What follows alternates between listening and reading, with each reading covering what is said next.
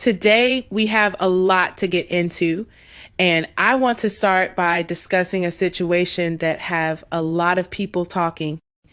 There has been a lot of discussion surrounding Ed Coolio, Crystal, and Trinity Taylor after Ed purchased a pair of Dolce & Gabbana slides for Trinity while she was visiting Miami because she had mentioned that she really wanted them. Now, from the outside looking in, I can actually see both sides of this conversation. On one hand, if you're somebody who understands networking, business relationships, branding, and content creation, you know that connections matter. Trinity Taylor is somebody who has built a name for herself and has become a recognizable figure online. Whether people like it or not, influence is a form of currency these days.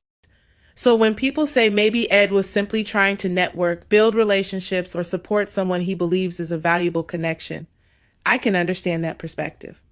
But then there is the relationship side of things. Let's be honest for a second. Most women probably would not be thrilled to find out that their boyfriend bought another woman an expensive gift, even if the intentions were completely innocent. Perception matters. Relationships are built on communication, trust, and respect. Sometimes the issue isn't even the gift itself. The issue is that one partner feels blindsided. That's why I think the real conversation here isn't necessarily about the slides. It's about communication. If you're in a committed relationship and you're considering spending money on another woman, especially on something that's considered a luxury item, maybe that's a conversation that should happen beforehand. Not because you're asking permission, but because you're showing consideration for your partner's feelings. I think a lot of arguments could be avoided if people simply had those conversations before making decisions. If Ed genuinely saw it as networking or showing support, maybe sitting down with Crystal first and explaining his thought process could have prevented hurt feelings. We all know that context matters. Now, some people pointed out that he also bought Crystal a pair of shoes. Depending on who you ask, that either makes everything better or it makes it look like damage control. Some people think it was a sweet gesture. Others think it was a way of smoothing things over after realizing there was tension. Honestly, I don't know. None of us are inside that relationship. What I do know is that gifts don't replace communication. One thing I've learned over the years is that relationships aren't usually damaged by one big thing. They're damaged by a bunch of little moments where one person feels unheard or unconsidered. So while social media may focus on the shoes, I think the bigger lesson is about discussing things with your partner before making decisions that could affect how they feel. At the same time, I don't think every interaction between men and women automatically has to be viewed as something inappropriate. People can support each other, network, collaborate, and build friendships. The challenge is making sure your relationship remains a priority while doing it. That's where the balance comes in. Now let's switch gears and talk about somebody I genuinely enjoy watching, Reginae Carter. If you've been paying attention to her podcast, Heir Time, then you know she has been doing some really interesting things. One thing that immediately stands out to me is her interviewing ability. Interviewing is actually harder than people think. It's not just about asking questions. It's about making guests comfortable, listening carefully, knowing when to follow up, and keeping a conversation flowing naturally. Reginae does a really good job of creating an environment where people open up. She has a natural charisma that can't really be taught. You can tell when someone is forcing a podcast personality and when someone is genuinely engaging with their guests. Reginae falls into that second category. Another thing that helps her is that she grew up around successful people. Being the daughter of Lil Wayne has exposed her to conversations, lifestyles, and experiences that most people don't get access to. That perspective gives her an advantage when talking to guests because she understands certain aspects of fame and public life firsthand. However, if I had one critique, it would be consistency. In the podcast world, consistency is everything. Audiences develop habits. They want to know when to expect new episodes. They want to feel like they can depend on a creator showing up regularly.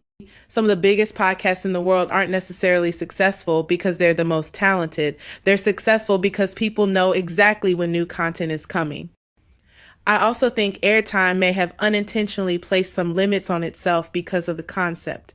The idea of focusing on celebrity children is unique, but it can also narrow the audience over time. Eventually, You start running into a situation where people may wonder what happens after you've interviewed most of the available guests who fit that category. That's why I think Reginae has an opportunity to expand. She has the personality to discuss relationships, friendships, entrepreneurship, social media, personal growth, dating, family dynamics, and everyday life experiences. She doesn't necessarily need to limit herself to celebrity-related conversations. Her audience is interested in her perspective as much as they are interested in her guests.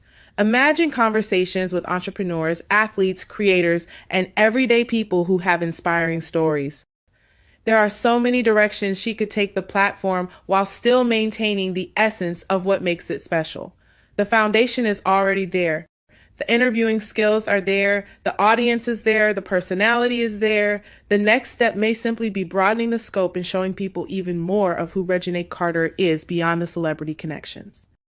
Now, before we wrap up today's, I want to talk about a message I received from a supporter named Ashley. Ashley shared a situation that I know a lot of people listening can probably relate to. Ashley says she spent nearly 4 years involved with a man who refused to make her his girlfriend. Despite that, he spent most nights at her house. She cooked for him. She cleaned for him. She washed his clothes. She supported him emotionally. She essentially gave him many of the benefits of a committed relationship without ever receiving the title or commitment she wanted. Recently, Ashley was devastated after discovering that the same man who claimed he wasn't ready for a relationship appeared publicly with an Instagram model and is now telling people he is no longer single. Ashley also said she noticed things changing months before this happened. He stopped coming over as often. He stopped responding to her messages the way he used to. Conversations became shorter. He became distant. He became colder. At times, he even became mean. Ashley, first of all, thank you for sharing your story. What you're feeling right now is real. The hurt is real. The disappointment is real. The confusion is real. When you've invested years into somebody, it's natural to wonder where things went wrong. But here's what I want you to understand. A person's unwillingness to commit is information. Sometimes we hear what people are saying, but we hope their actions will eventually change. 4 years is a very long time to wait for someone to decide whether they want to build a future with you. One of the hardest lessons in dating is realizing that effort alone cannot create commitment.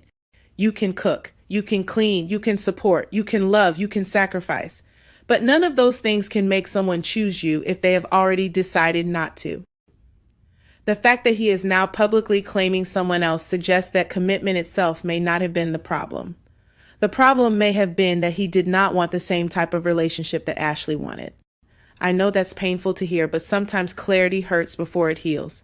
Ashley, please don't spend your time comparing yourself to the new woman. Don't spend your time wondering what she has that you don't. The real question isn't why he chose someone else. The real question is why you continued accepting less than what you deserved for so long. You deserve dates. You deserve effort. You deserve communication. You deserve someone who is excited to claim you publicly and privately.